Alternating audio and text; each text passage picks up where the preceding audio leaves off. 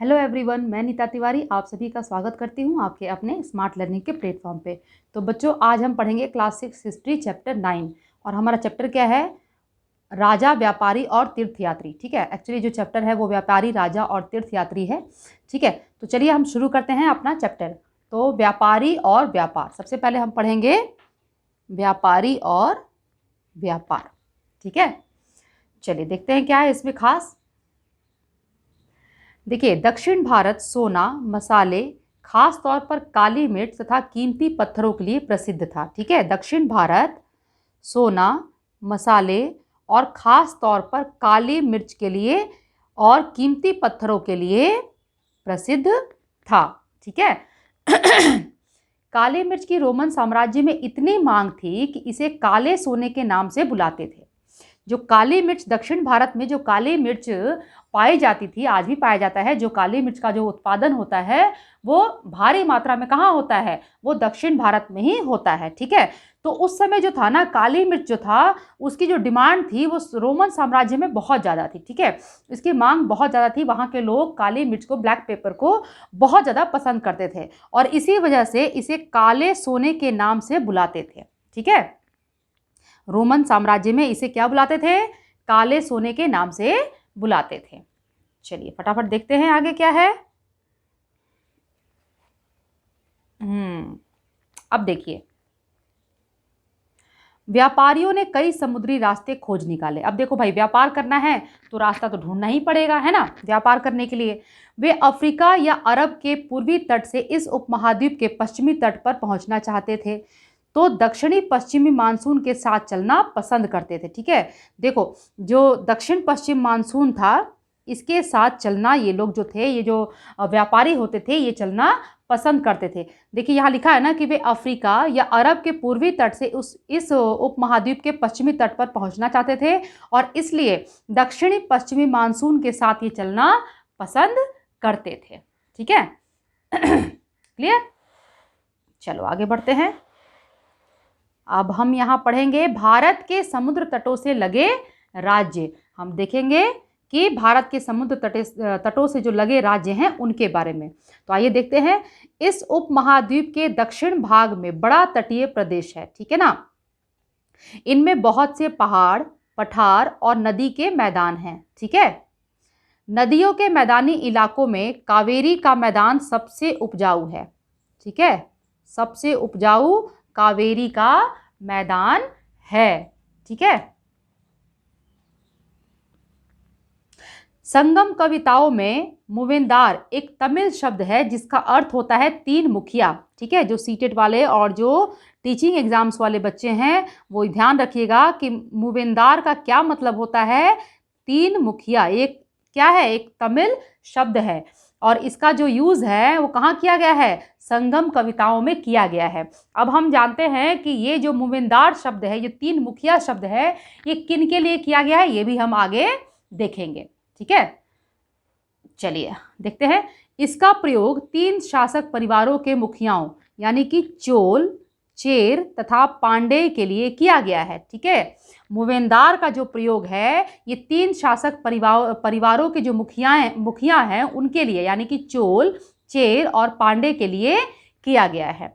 ये करीब 2300 साल पहले दक्षिण भारत में काफी शक्तिशाली माने जाते थे। ठीक है हम जब संगम पढ़ेंगे ना, जब संगम पीरियड पढ़ेंगे तो उसमें हम इनके बारे में भी पढ़ेंगे। ठीक है, इन तीनों के बारे में, चोल, चेर और पांडे के बारे में भी पढ़ेंगे, जो कि उस समय काफी प्रसिद्ध थे दक्षिण भारत में। ठीक है, तो करीब 2300 साल पहले दक्षिण भारत में ये काफी शक्तिशाली माने जाते थे। चलें आगे बढ़े। चलिए भाई देखते हैं फटाफट आगे क्या है। आइए देखते हैं। देखिए, तीनों मुखियाओं के दो दो सत्ता केंद्र थे, जिनमें चोलों का पत्तन पुहार या कावेरी पट्टनम तथा पांड्यों की राजधानी मदुरई थी। ठीक है, तो पुहार क्या है? पत्तन है। ठीक है ना, यानी कि बंदरगाह है, या कावेरी पत्तनम। ठीक है, तो ये याद रखिएगा, अक्सर ये सवाल में पूछा जाता है। ठीक है, और पांड्यों की राजधानी क्या थी? मदुरई। ठीक है, मदुरई का मीनाक्षी टेम्पल बहुत ही प्रसिद्ध है। चलिए आगे देखते हैं।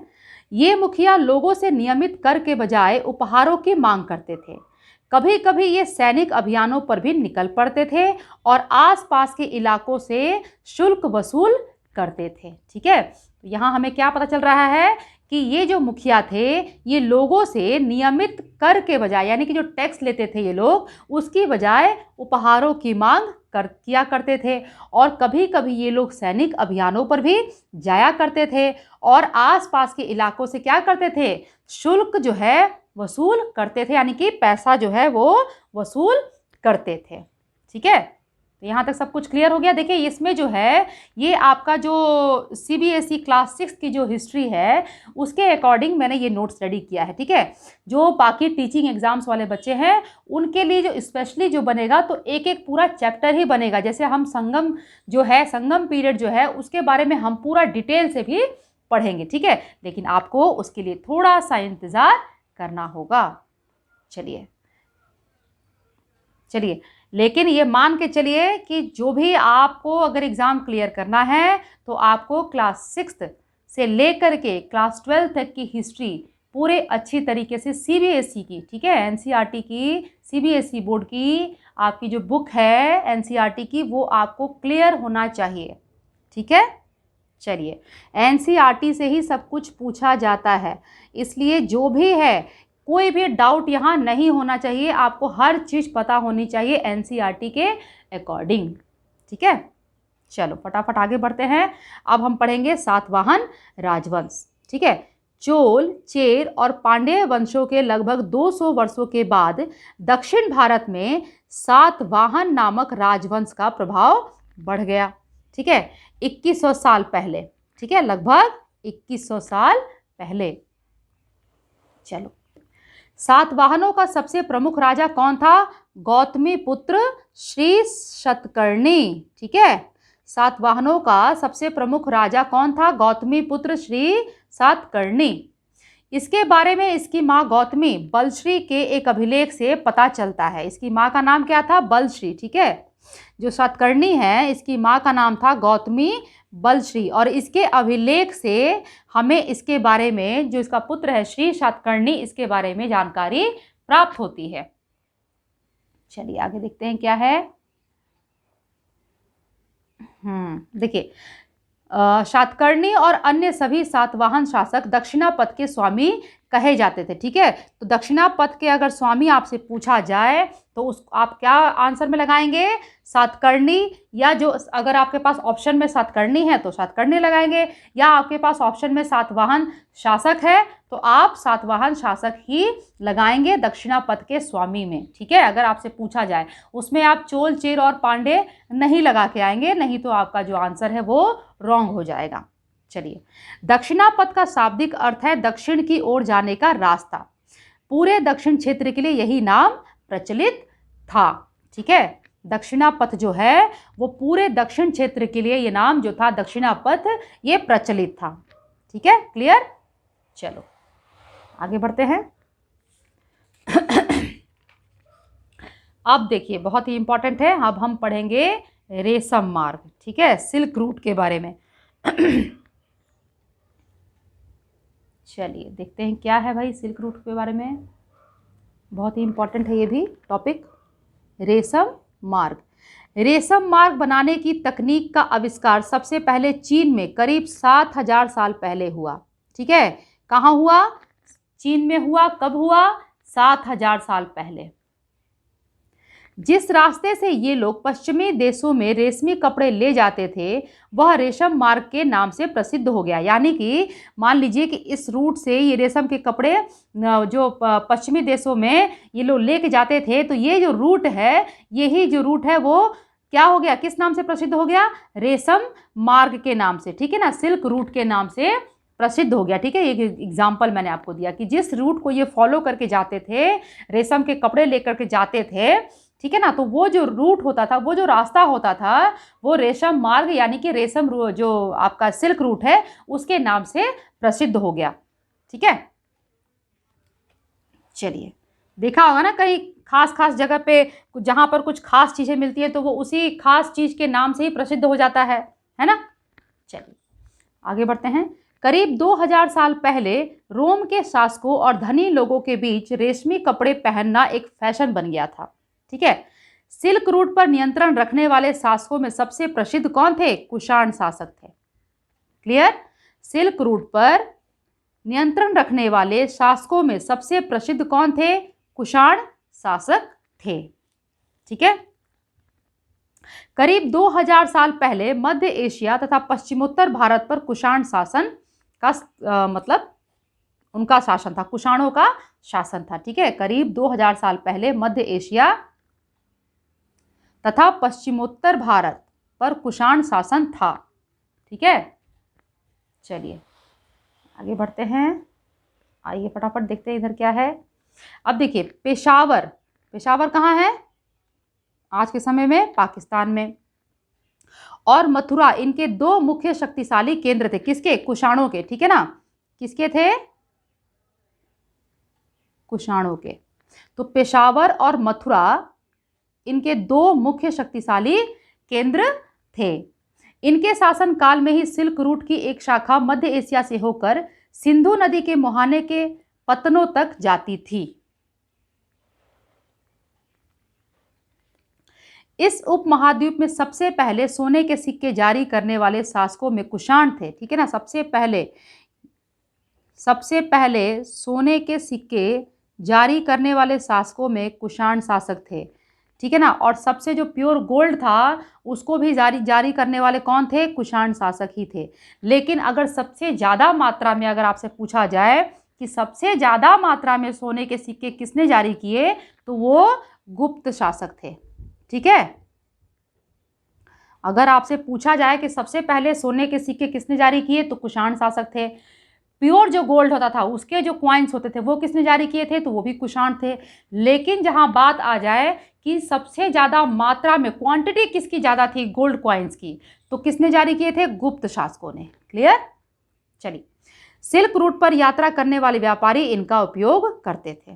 ठीक है। जो ये गोल्डन क्वाइन होता था, ठीक है ना, इसका कौन यूज़ करता था? जो सिल्क रूट पर जो यात्रा करने वाले जो व्यापारी होते थे वो इनका उपयोग किया करते थे। ठीक है। चलिए, तो ये जो तीन चीज़ है इसमें बिल्कुल कंफ्यूज मत होइएगा कि सबसे पहले सोने के सिक्के जारी करने वाले शासक कुषाण थे, प्योर जो गोल्ड होता है गोल्ड कॉइन उसको भी जारी करने वाले कुषाण थे। लेकिन बहुत ज़्यादा अगर क्वांटिटी में पूछा जाए कि बहुत ज़्यादा मात्रा में किसने जारी किए थे सोने के सिक्के, तो गुप्त शासक थे। चलिए भाई आगे बढ़ते हैं। अब हम पढ़ेंगे बौद्ध धर्म का प्रसार। ठीक है। क्या पढ़ेंगे? बौद्ध धर्म का प्रसार। कुषाणों का सबसे प्रसिद्ध राजा कनिष्क था। ठीक है। इसने करीब 1900 साल पहले शासन किया। कनिष्क ने एक बौद्ध परिसर का गठन किया जहां विद्वान महत्वपूर्ण विषयों पर विचार विमर्श किया करते थे। ठीक है ना। जो चौथी बौद्ध संगीति हुई थी कश्मीर में, ठीक है, वो किसके समय में हुई थी? कनिष्क के समय में ही हुई थी। ठीक है। इसके बारे में भी ऑलरेडी जो है मैंने बौद्ध धर्म के ऊपर एक वीडियो बना रखी है और आप लोग के लिए दोबारा से भी मैं एक फ्रेश वीडियो बनाऊंगी। ठीक है। तो चलिए, खैर वो तो बात की बात है, हम आगे अभी देखते हैं। बुद्ध चरित्र, बुद्ध की जीवनी। ठीक है। बुद्ध चरित्र एक किताब है जिसमें कि बुद्ध की जीवनी है। इसके रचनाकार कौन है? अश्वघोष। और ये कनिष्क के दरबार में रहते थे। ठीक है। बुद्ध चरित्र के रचनाकार हैं अश्वघोष। ठीक है। और बुद्ध चरित्र में क्या है? बुद्ध की जीवनी के उसमें दी हुई है। ठीक है। चलिए आगे बढ़ते हैं। अश्वघोष व अन्य विद्वानों ने अब संस्कृत में लिखना शुरू कर दिया था। जो चौथी बौद्ध संगीति हुई थी इसके बाद जो भी लिखा गया वो अब किस में लिखा गया? संस्कृत में लिखा जाना शुरू कर दिया गया। ठीक है। इस समय बौद्ध धर्म की एक नई शाखा महायान का विकास हुआ। जब चौथी बौद्ध संगीति हुई थी इसी समय पर जो है बौद्ध धर्म जो है, बौद्ध संप्रदाय जो है वो दो भागों में विभाजित हो गया, एक हीनयान में और एक महायान में। ठीक है ना। तो इसी समय कनिष्क के समय में ही बौद्ध धर्म की एक नई शाखा जो है महायान का भी विकास हुआ। ठीक है। आप लोग देख लीजिएगा, मैंने आपको डिस्क्रिप्शन बॉक्स में डाला हुआ है ऑलरेडी।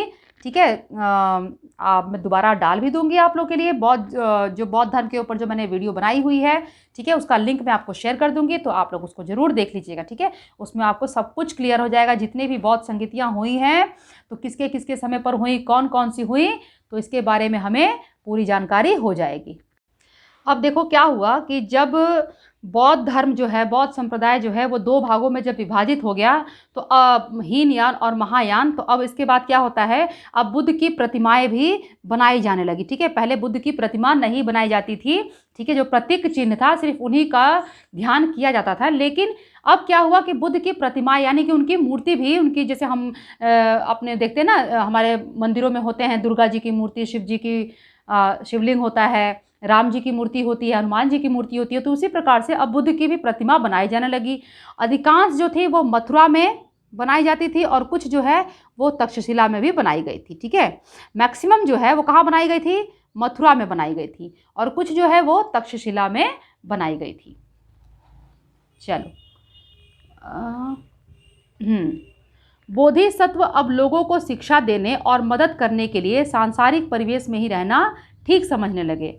धीरे धीरे बोधिसत्व की पूजा पूरे मध्य एशिया, चीन और बाद में कोरिया तथा जापान तक फैल गई।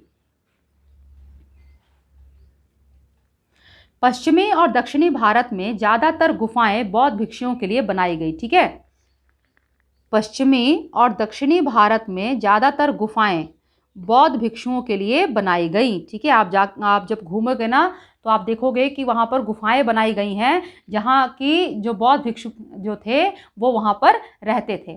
ठीक है, कुछ गुफाएं जो है वो राजा रानियों ने, तो कुछ व्यापारियों तथा कृषकों द्वारा बनाई गई। ठीक है, जो गुफाएं थी जिसमें बौद्ध भिक्षु रहते थे, तो कुछ तो राजा ने बनवाया, कुछ रानियों ने बनवाए, कुछ व्यापारियों के द्वारा बनवाया गया और कुछ कृषकों यानी कि किसानों के द्वारा बनवाया गया। ठीक है, चलो, बहुत ही आसान भाषा में मैं आपको बताती हूँ, तो मुझे नहीं लगता कि आपको कुछ भी यहाँ पर परेशानी होती होगी। चलो फटाफट देखते हैं आगे क्या है। बौद्ध धर्म दक्षिण पूर्व की ओर श्रीलंका, म्यांमार, थाईलैंड तथा इंडोनेशिया सहित दक्षिण पूर्व एशिया के अन्य भागों में भी फैला। ठीक है, तो ये भी याद रखिएगा कि बौद्ध धर्म जो है वो कहाँ कहाँ फैला। ठीक है, इसका जन्म जो है, बौद्ध धर्म का जन्म तो भारत से हुआ, लेकिन भारत के बाहर कितने जगह पर बौद्ध धर्म फैला, इसके भी आपको पता होनी चाहिए, जानकारी होनी चाहिए। ठीक है ना, तो बौद्ध धर्म जो है वो दक्षिण पूर्व की ओर श्रीलंका, म्यांमार, थाईलैंड तथा इंडोनेशिया सहित दक्षिण पूर्व एशिया के अन्य भागों में भी फैला। चलो, अब हम बढ़ते हैं आगे। अब हम पढ़ेंगे चीन बौद्ध यात्री फाहियान। ठीक है, चीन बौद्ध यात्री फाहियान करीब 1600 साल पहले, वेनसांग 1400 साल पहले और उसके करीब 50 साल बाद इत्सिंग भारत आया। ठीक है, फाहियान ने अपने घर चीन वापस लौटने के लिए अपनी यात्रा बंगाल से शुरू की। ठीक है, जब फाहियान जो है वो भारत आया और जब वो वापस जाने लगा, तो उसने जो अपनी यात्रा थी चीन वापस जाने के लिए, जो उसने अपनी यात्रा शुरू की थी, वो कहाँ से शुरू की, एक मिनट। तो फाहियान जो है उसने चीन वापस जाने के लिए अपनी यात्रा कहाँ से शुरू की, बंगाल से शुरू की, और ये आपको याद होना चाहिए। अब देखिए, जो फाहियान था ये चंद्रगुप्त विक्रमादित्य के समय में भारत आया था। ठीक है ना, किसके समय में आया था, चंद्रगुप्त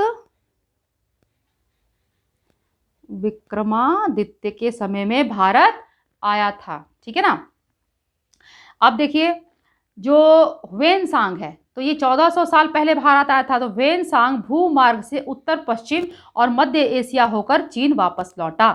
जो वेनसांग था ये भूमार्ग से उत्तर पश्चिम और मध्य एशिया होकर के चीन वापस लौटा था।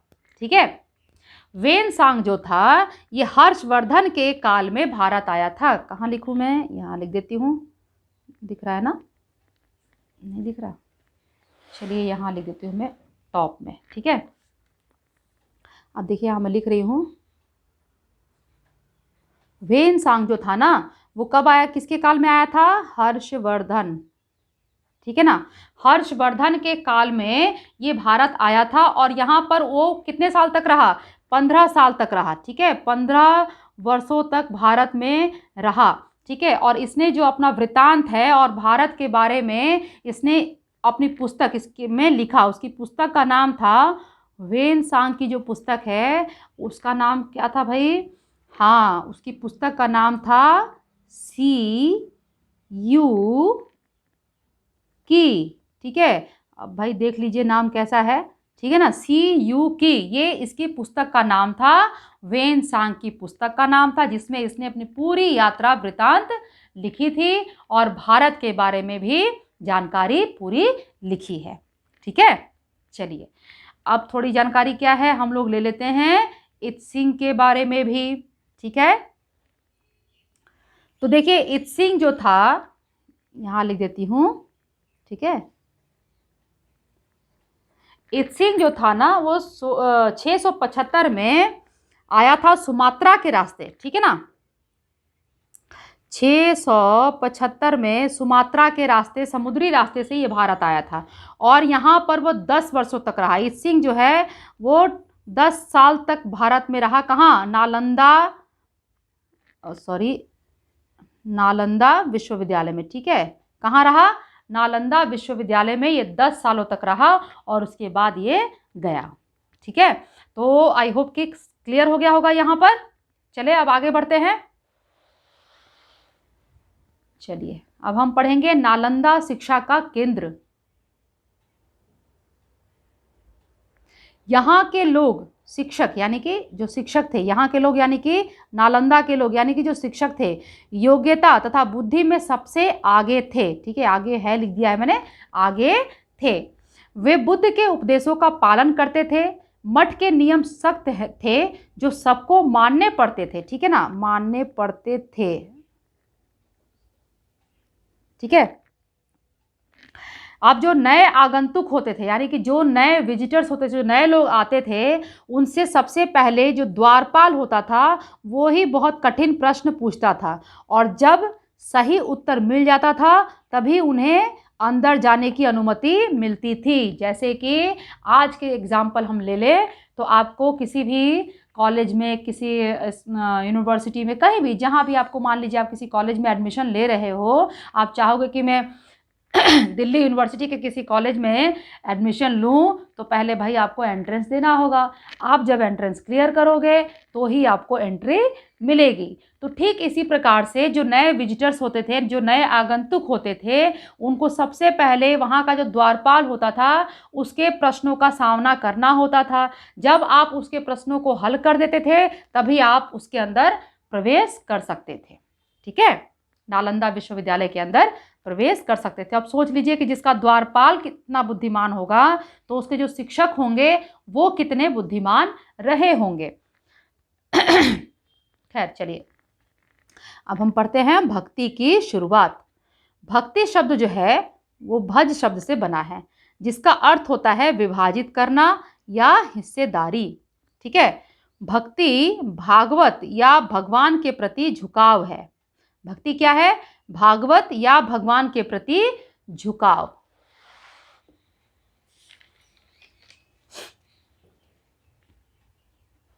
चलो अब देखते हैं यहाँ क्या है।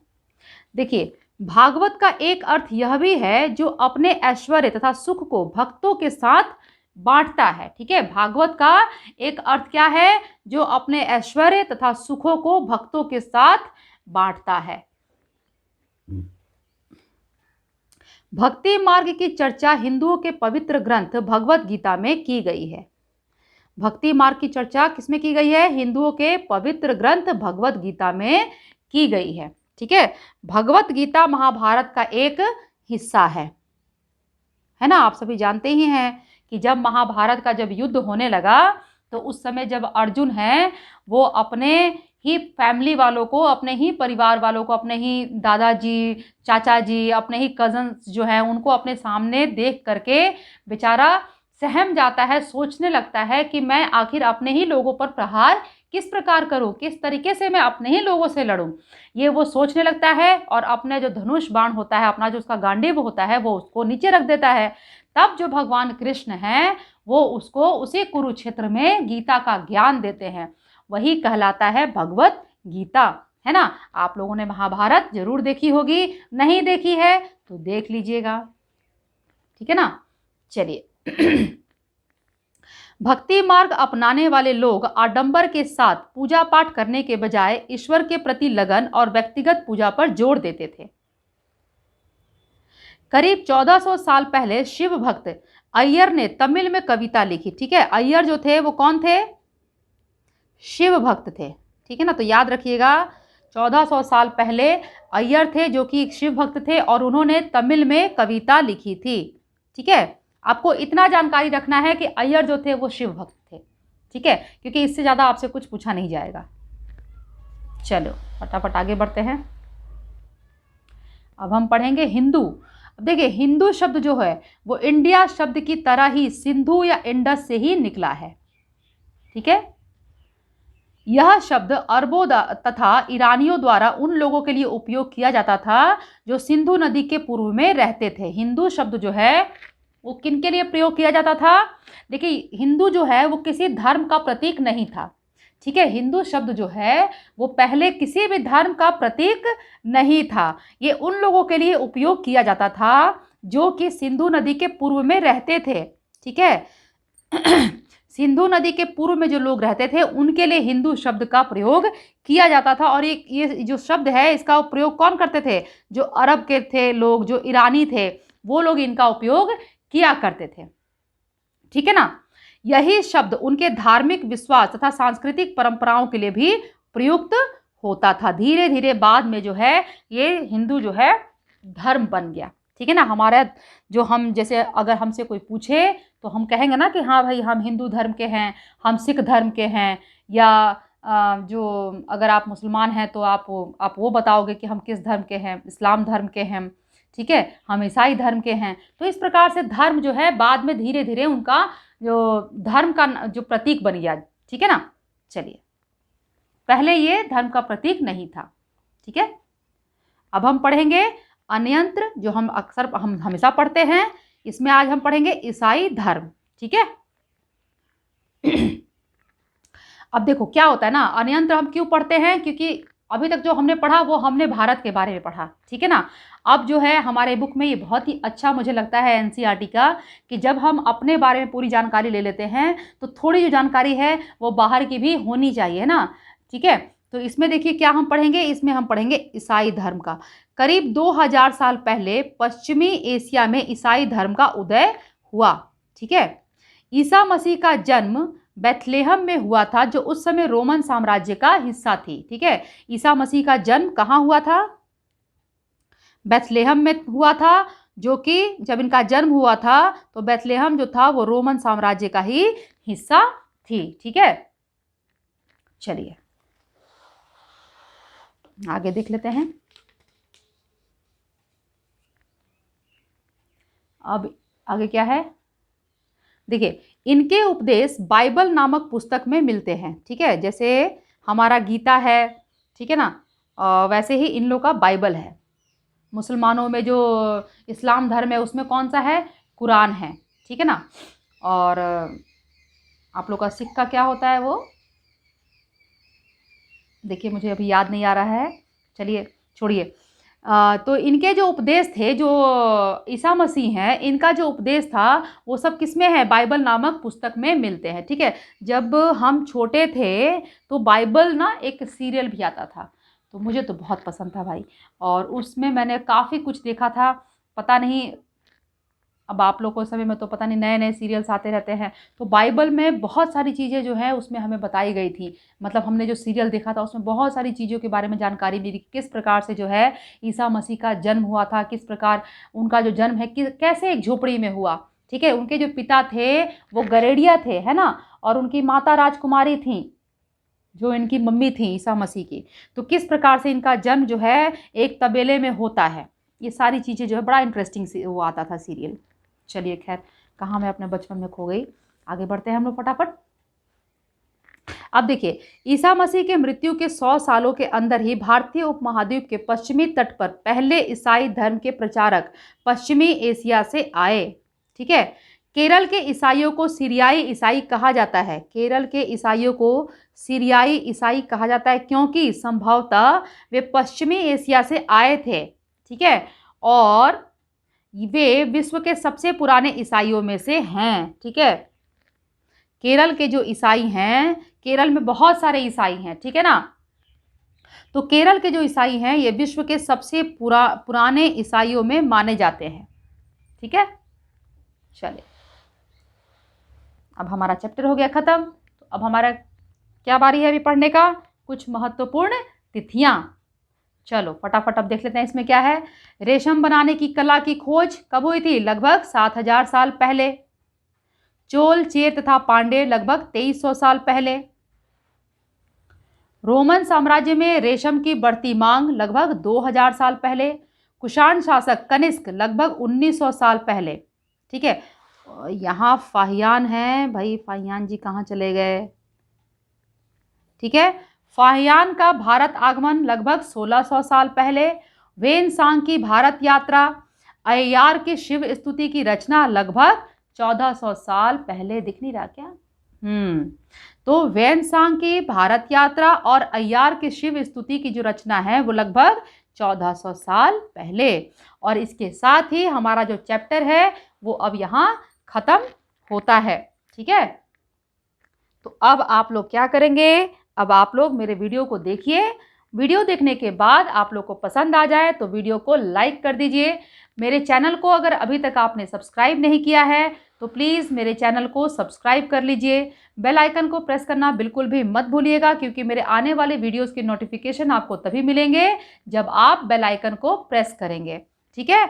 और आप लोग मेरे वीडियो को ज़्यादा से ज़्यादा शेयर करिए, अपने फ्रेंड्स के साथ शेयर करिए, ताकि आपकी तरह वो भी मेरा वीडियो देख सके, पढ़ सके, ठीक है।